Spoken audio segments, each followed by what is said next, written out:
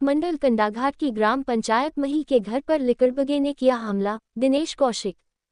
उपमंडल कंडाघाट की ग्राम पंचायत मही के एक घर पर लिकड़बगे ने बुधवार की रात हमला कर दिया। प्राप्त जानकारी अनुसार ये हमला शनैच गांव के ग्रामीण दिनेश कौशिक के घर पर हुआ। इस हमले में उनका पालतू कुत्ता घायल हो गया, जिसे लेकर दिनेश कौशिक सारी रात अपने कुत्ते के उपचार के लिए कंडाघाट से सोलन पशु चिकित्सालय तक भागता रहा, लेकिन आपातकालीन सेवाएं न होने के कारण उसके कुत्ते का उपचार न हो सका। वीरवार की सुबह अपने कुत्ते को लेकर कंडाघाट के पशु चिकित्सालय में उपचार हेतु पहुंचा, जहां उसका उपचार शुरू कर दिया गया। दिनेश कौशिक ने प्रशासन एवं सरकार से प्रार्थना करते हुए कहा कि पशुओं के लिए भी 108 एम्बुलेंस सेवा की तर्ज पर ही ऐसी सेवा पशुओं के लिए भी शुरू की जाए। साथ ही साथ उन्होंने अधिक फीस वसूली की बात भी मीडिया से साझा की। इसी विषय पर जब भारत भूषण गुप्ता, उप निदेशक पशु स्वास्थ्य प्रजनन पशु विभाग सोलन से बात की गई तो उन्होंने बताया कि इस प्रकार की सेवाएं जल्दी ही प्रदेश सरकार द्वारा शुरू कर दी जाएगी।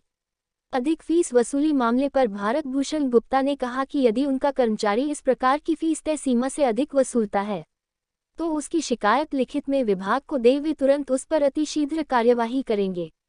दिनेश कौशिक ने अपनी पंचायत के लोगों से अपील की है वे अपने खेतों एवं घर को आते जाते इस लिकड़बगे से सतर्क रहें और वन विभाग से भी इस लिकड़बगे के बारे उचित कार्यवाही करने की अपील की है।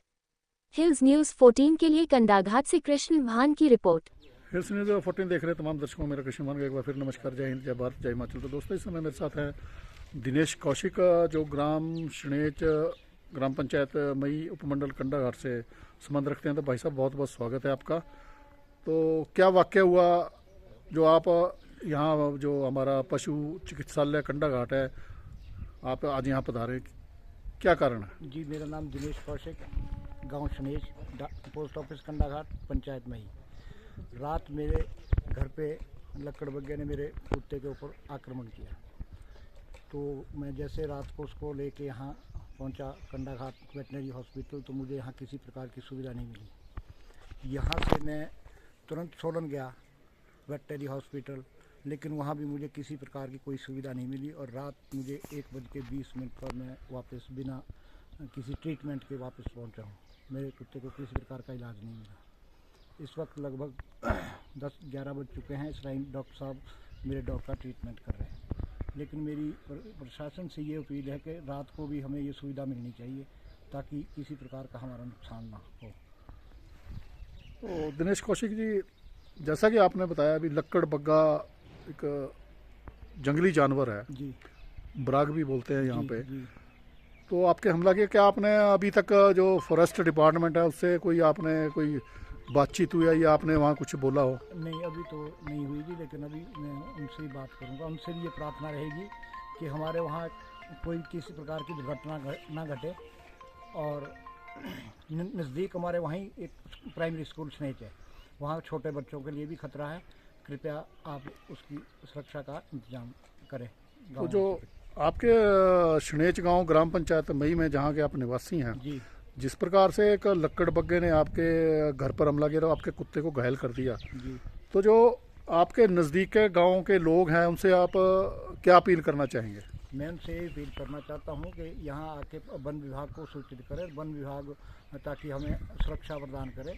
और जो ये आप वेटनरी हॉस्पिटल, इसमें भी रात को हमारे को किसी प्रकार की भी, जैसे गाय की डिलीवरी है वो है, तो सुविधा नहीं है। और ये अगर इनको कॉल करते हैं तो रात को ही फ़ोन नहीं उठाते। सबसे बड़ी समस्या है कि मैंने रात पूरे फ़ोन कॉल किया इनको, लेकिन इन्होंने मेरे फ़ोन नहीं उठाया।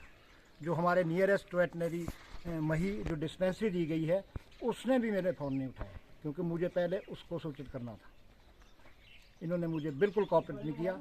मेरी ये रिक्वेस्ट है कि इनको थोड़े ये आदेश दें कि हम गरीब लोगों, गाँव वालों को कोऑपरेट करें। ये मेरा विशेष अनुरोध है। तो कौशिक जी, जैसे मैं पीछे देख रहा हूँ भी ग्लूकोज की एक व्यवस्था की गई है, तो ये क्या विभाग द्वारा व्यवस्था की गई है? जी, वैसे मुझे अधिकतर दवाई यहाँ मिली, ग्लूकोज 1-2 चीज़ें ऊपर से दी। तो क्या प्रशासन से कहना चाहेंगे भी इसकी व्यवस्था भी की जाए कि नहीं की जाए? हम गांव के गरीब लोग हैं महाराज, हमें मिलनी चाहिए ये समस्या, सबको सुविधा सबको मिलनी चाहिए। ये मेरी हाथ जोड़ के प्रार्थना है। और हमें मैं मतलब इस विभाग से संतुष्ट नहीं हूँ। मैं पूरी रात भटकता रहा सड़क पे, पूरी रात भटकता रहा, इन्होंने मुझे बिल्कुल कॉपरेट नहीं किया। और मैं इनके अफसर से ये अपील करना चाहूँगा कि इसके ऊपर थोड़ा ध्यान दे। मैं वैसे तो मैंने ऑनलाइन कंप्लेंट करनी है सर यार, हम दुखी है, मैं त्रस्त हूँ, मैं बहुत दुखी हूँ। मैंने अपने बच्चे की तरह इस कुत्ते को पाला हुआ है। ये बोलते हैं कि कुत्ता है, लेकिन मेरा ये बच्चा है सर। और लोग भी यही चाहते हैं कि गांव में भी अगर टीका भी करना हो तो ये लोग नहीं आते और हमारे से अधिक फीस लेते हैं। वो भी मुकर्रर की जाए इनकी फ़ीस की कितनी, 500-500 रुपये तक हम पे करते हैं। तो इसके ऊपर भी थोड़ा प्रशासन ध्यान दीजिए। हम गरीब लोग हैं, हमारे पास पैसा नहीं होता, लेकिन ये नाजायज़ हमारे से पैसा लेते हैं। ये मेरी हाथ जोड़ के प्रार्थना है। तो मैं doctor BB Gupta, deputy director animal husbandry, जिला सोलन। जो ये केस मेरे सामने आया है कि कंडा घाट में हॉस्पिटल में रात को एक पशुपालक को उनके कुत्ता जिसको भी अटैक कर दिया था लेपर्ड ने, उसको कोई उपचार नहीं मिल पाया। उन्होंने कहा मैं सोलन भी आया, मेरा को कोई उपचार नहीं हुआ। तो मैं ये बताना चाहूँगा कि विभाग के पास इमरजेंसी सर्विसेज किसी भी चिकित्सालय में अभी तक ऐसी कोई व्यवस्था नहीं है विभाग की कि जहाँ रात को भी खुला हो। और इनको परेशानी हुई, व्यवस्था अभी यही है कि टेलीफोनिकली कांटेक्ट करें, जो स्थानीय डॉक्टर है उनसे संपर्क करें, और वो अगर फ़ोन लगता है उनसे बात होती है तो मैं नहीं समझता कि कोई भी रिफ्यूज़ करेगा ट्रीटमेंट के लिए। बट बड़ा अनफॉर्चुनेट ये हुआ, इन्होंने कहा कि किसी ने फ़ोन नहीं उठाया 1-1:30 बजे रात को। तो हो सकता है इसके बारे में पता करेंगे कि फ़ोन किन परिस्थितियों में नहीं उठाया और इन्होंने किसको फ़ोन किया। इन्होंने कही है कि टीका लगाने नहीं आते हैं या ओवर चार्जिंग करते हैं। तो मैं ये बताना चाहूँगा कि विभाग ने पहले ही इनकी जो फीस है, डॉक्टर तो किसी भी फीस के लिए एंटाइटल्ड नहीं है क्योंकि उनको एनपीए मिलता है, लेकिन फार्मासिस्ट जो हैं इनकी फ़ीस विभाग द्वारा तय की गई है, हिमाचल प्रदेश सरकार द्वारा, जिसको कि हर संस्थान में उसका डिस्प्ले किया जाता है।